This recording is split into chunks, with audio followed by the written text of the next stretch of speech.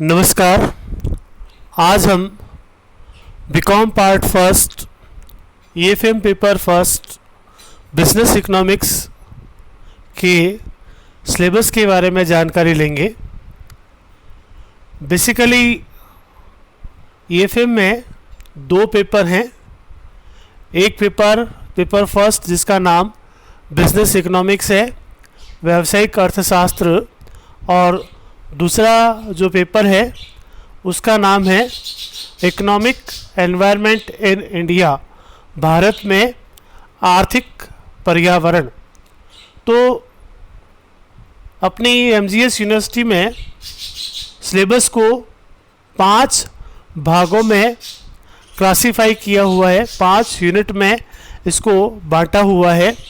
तो देखिए, इसको शॉर्ट में समझने के लिए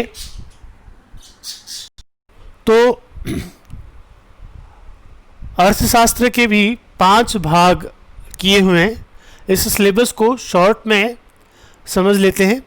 इसका पीडीएफ मैंने आपको सेंड कर दिया है पूरे सिलेबस का, और कुछ स्लाइड्स के माध्यम से कुछ जो चीज़ें हैं उनको समझाने का प्रयास किया गया है।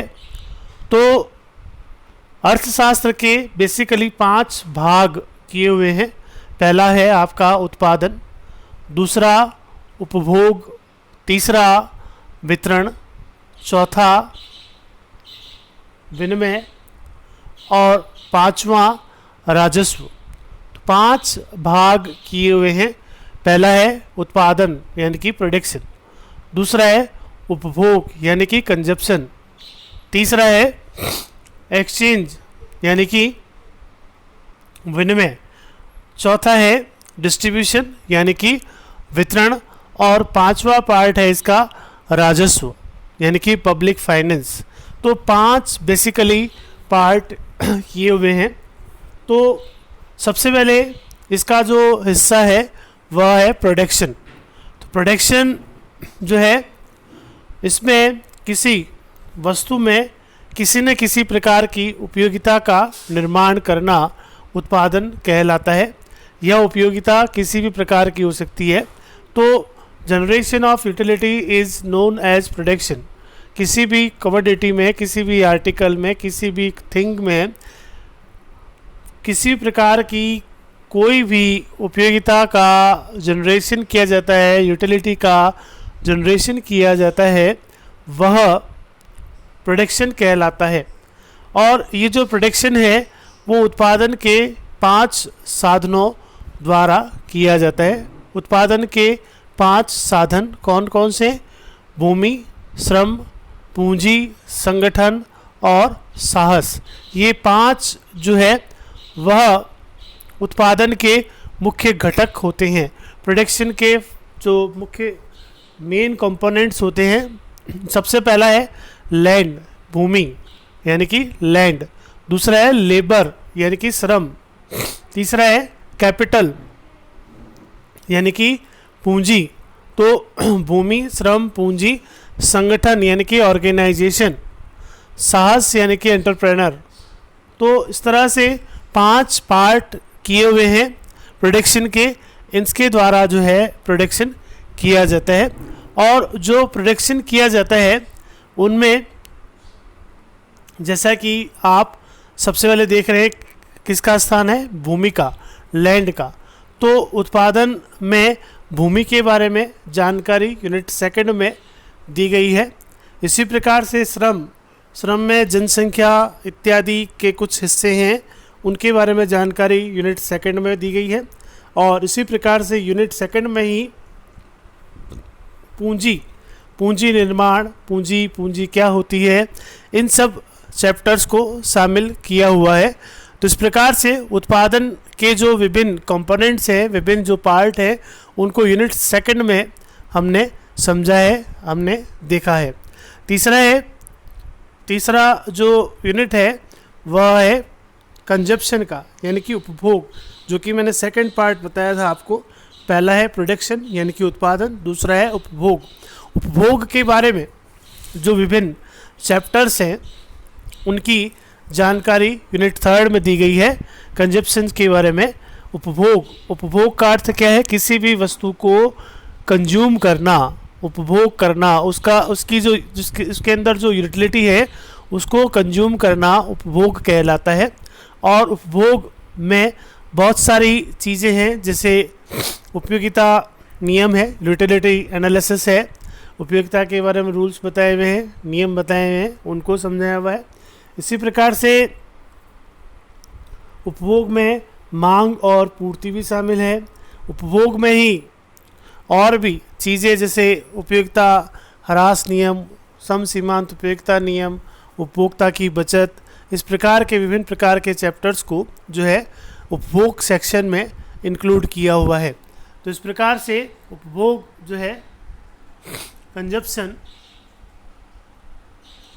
उसे यूनिट 3 में समझा हुआ है, यूनिट 3 में बताया हुआ है। इसी प्रकार से नेक्स्ट है आपका एक्सचेंज। एक्सचेंज जिसका अर्थ होता है विनिमय। विनिमय सामान्यतया बाजार में होता है।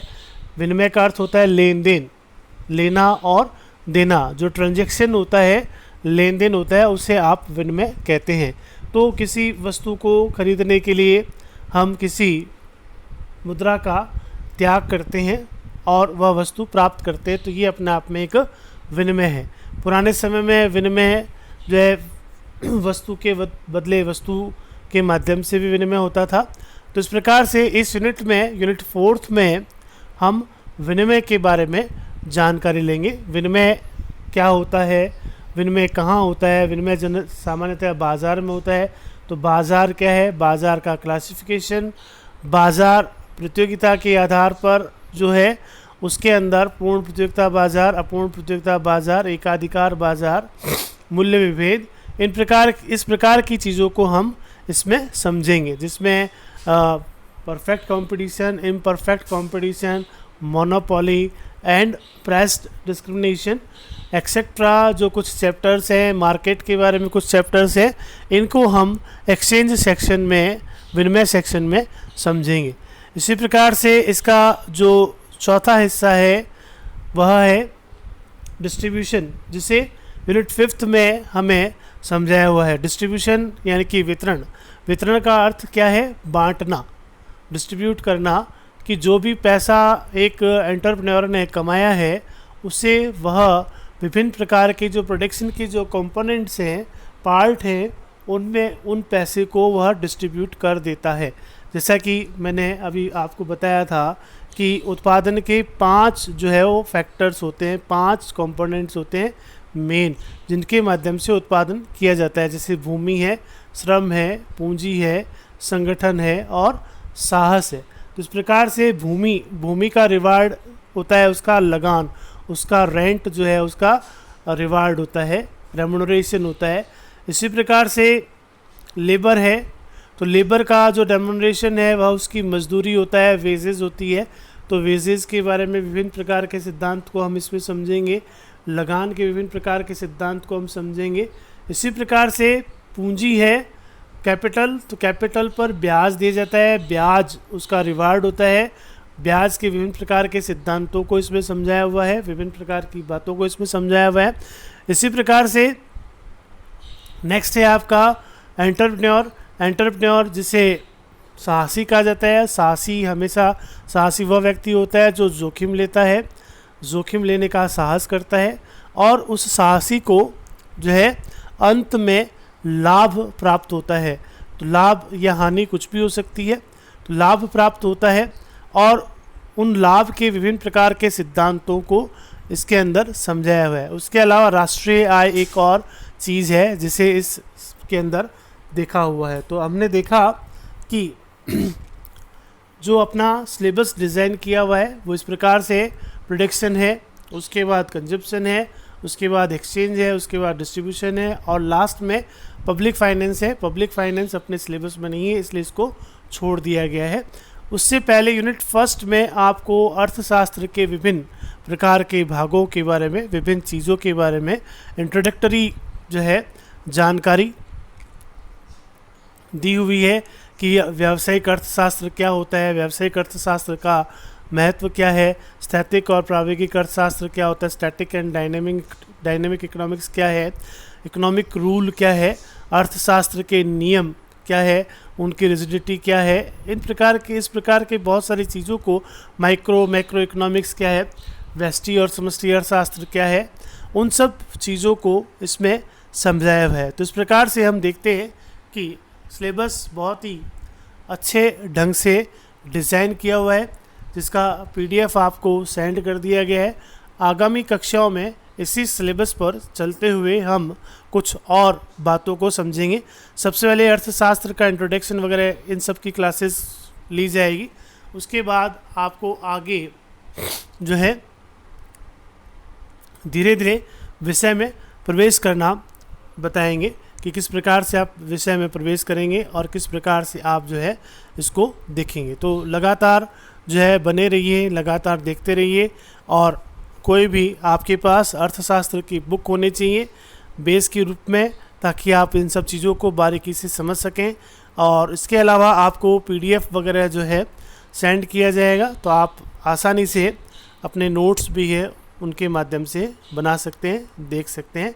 तो आज के लिए इतना ही, धन्यवाद। आगामी कक्षा में आपको इसके बारे में और जानकारी दी जाएगी। धन्यवाद।